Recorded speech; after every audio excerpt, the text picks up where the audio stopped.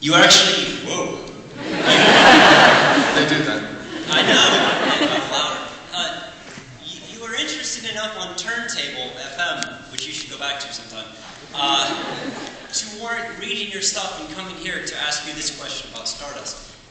You mentioned Penny Dreadfuls a lot, which bring up thoughts of Jules Verne and Professor Elemental and Gentlemen Adventurers. But when I look about this world, I don't see magic or fae or mad scientists or things. And so I'm wondering, what can people on this side of the wall do to find adventure?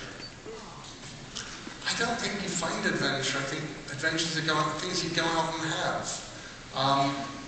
And the truth is, how long ago was it? What day of the week is it today? Wednesday. I've been in too many places in the... Okay, so on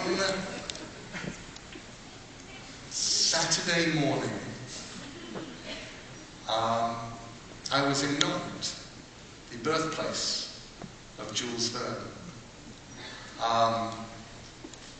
And I was actually being shown Jules Verne's original manuscript, handwritten manuscript for Around the World in 80 Days, and Mysterious Island, and shown how he wrote stuff. And I went from there to a place called L'Île des Machines, or Les Machines de l'Île, and which is a workshop.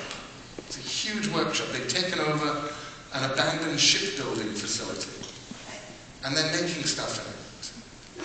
And I got to see the first thing that they made, which is a 30-foot high elephant made out of wood and leather and metal that can carry 40 or 50 people at a time.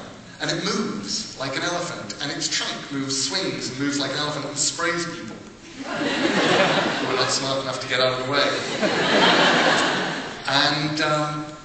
And it was one of the most awe-inspiring, literally awesome things I've ever seen. You're looking up, and it's an elephant, and it's 30 feet high, and it's made of wood.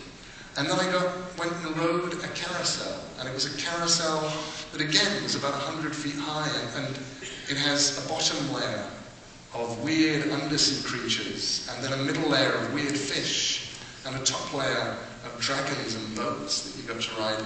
And right now they're just working on their next project, which is called the Heron Tree, which is going to be a tree about the size of this hall, but 2 or 3 times as wide, with huge sort of weird branches that you can walk along, and you can travel from branch to branch by giant insect bank.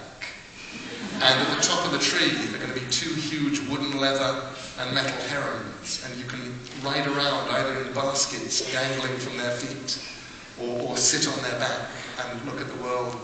And I thought, this is people who had a weird, wonderful dream of how they would like the world to be. And what they did was they went out and made it. And they're making the world more magical for all of us, because they did. And if your question is, how do you find magic, how do you find adventure? You go out and you make it. And you make it for other people.